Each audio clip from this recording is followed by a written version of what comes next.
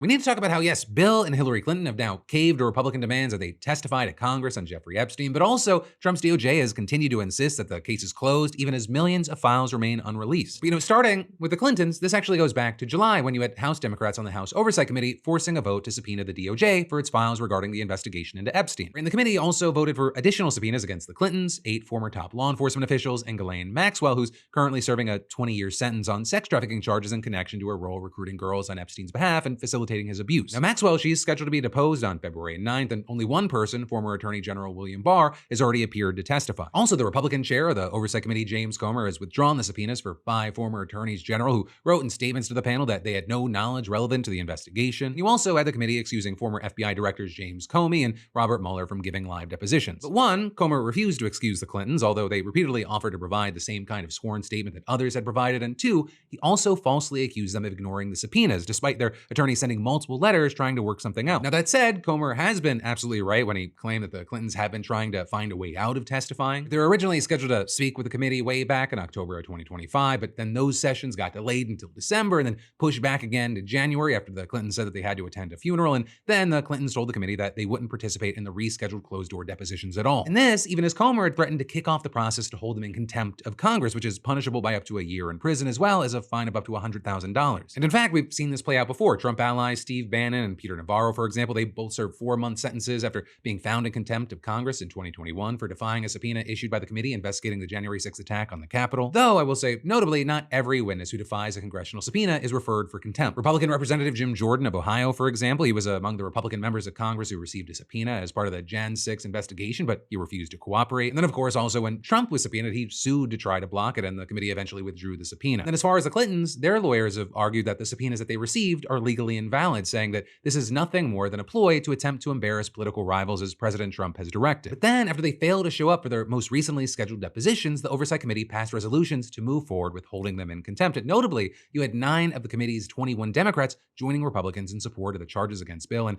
3 even supported the measures against Hillary Clinton. And so with all that, you then had the Clintons agreeing to testify. But first, they said that certain conditions would need to be met, including 1, the interview needs to be limited in scope to matters related to the investigations and prosecutions of Epstein, 2, that each session would be no more than 4 hours long, and 3, that Bill Clinton be allowed to bring his own transcriber. Then, what you saw was Comer reject that offer, and last night, the House Rules Committee met to start the process required to bring the contempt vote to the House floor. But then, you had the attorneys for the Clintons emailing Comer and saying that they would agree to his demands, with a spokesperson adding on Twitter, "They negotiated in good faith, you did not. They told you under oath what they know, but you don't care. The former president and former Secretary of State will be there. They look forward to setting a precedent that applies to everyone." And so with that, the contempt proceedings have been put on hold, but they also haven't been called off, with Comer saying in a statement, "The Clintons' counsel has said they agree to terms, but those terms lack clarity yet again, and they have provided no dates for their depositions. We'll clarify the terms they are agreeing to and then discuss next steps with my committee members." And then you also had Speaker Mike Johnson saying today that the Clintons would have until noon to provide details of how they plan to comply with the subpoenas if they didn't want the contempt vote to move forward. So we'll have to see where this goes, but it does seem unlikely that any new information would actually come out of in-person testimony. Neither Clinton has actually been accused of any wrongdoing in connection to Epstein, and both have said that they don't know anything relevant to the committee's investigation. But what we do know is that Clinton was definitely acquainted with Epstein, though he is believed to have cut off contact with him 2 decades ago, and there's no evidence that he's ever visited Epstein's island. That said, he did take 4 international trips on Epstein's private jet in 2002 and 2003, according to flight log, and he's also appeared in Epstein-related photographs released by Congress and the DOJ, including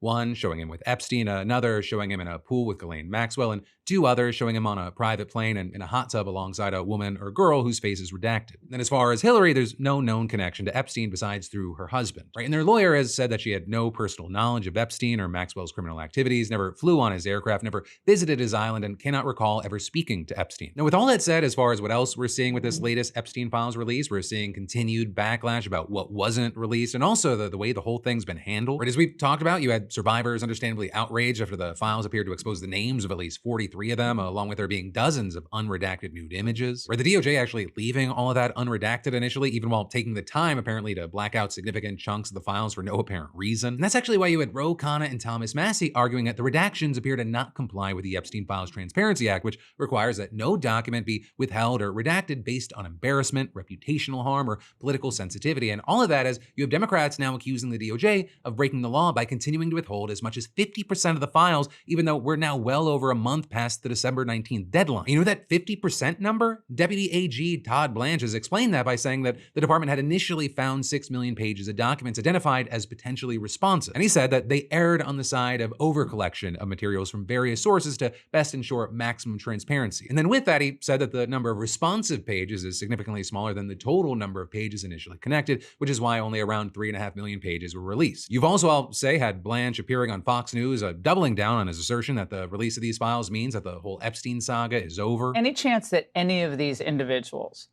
who partied with Epstein and engaged in relations with minors will be prosecuted? Well, Any look, chance? I'll never say no. And we will always investigate any evidence of misconduct. But as you know, it is not a crime to party with Mr. Epstein. And so as horrible as it's not a crime to email with Mr. Epstein. And some of these men may have done horrible things. And if we have evidence that allows us to prosecute them, you better believe we will. And there, I will say he is technically right. It is not technically a crime to have partied with Epstein, and it doesn't seem like anything in the files released so far would be enough to prosecute anyone. But one, especially on the timing of the conversations and relationship, it would show that person's character and judgment, right? And whether they should be in positions of power, people you work with, around children, just as a precautionary thing. And two, you have many saying that having partied with Epstein or, the other things that we've learned from the files, it's a reason to keep on digging. And that's actually a point you had Jon Stewart really hammering home on The Daily Show last night. They've been on the plane. They've been on the island. They've been to his house. They've given him creepy cards with pubic hair. They've been accused by a multitude of women of a multitude of wrongdoings, and nothing has happened to any of them. Also, you had Stewart connecting this to the broader political situation, especially the Trump administration's efforts to crack down on immigration as well as sanctuary cities. It seems pretty clear to me that there is a sanctuary city in this country. But guess what? This kid don't live in it. The real sanctuary city is where money and power protect you from the consequences of sex trafficking or influence peddling or taking $500 million and giving away America's AI infrastructure. Not the small Midwestern city where trying to help a lady get up after she gets maced gets you shot in the back of the f***ing head. That's the real sanctuary city.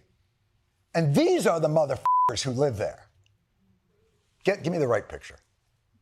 Yeah. And included in Stewart's version of the sanctuary city is everyone from Bill Clinton to Bill Gates and Steve Bannon and Elon Musk. And of course, right at the tip or the top is Donald Trump. And with Trump, you had him defending himself in a post on Truth Social writing. Unlike so many people that like to talk trash, I never went to the infested Epstein Island, but almost all of these crooked Democrats and their donors did. But then also, notably, at the same time as he was implying that his political opponents might be involved in Epstein's crimes, he also suggested that releasing more documents or investigating further, it would just be a waste of time, guys. The DOJ, I think, should just say, we have other things to do. And interestingly, we've also seen similar inconsistencies from Elon Musk, right? Ever since the latest files appear to show that he was just blatantly lying about refusing to go to Epstein's island and that he in fact emailed Epstein multiple times about visiting, even asking when the wildest party would be. Musk, he's been trying to shift attention to Democratic megadonor Reid Hoffman, posting pages from the file showing that the fellow billionaire visited the island. Right? And you have Musk actually claiming that nobody has fought for full release of Epstein files and prosecutions of those who abused children more than he did. And, to be fair, he did call for their release several times in the past, especially after he claimed in a post last year that Trump was in the Epstein files, and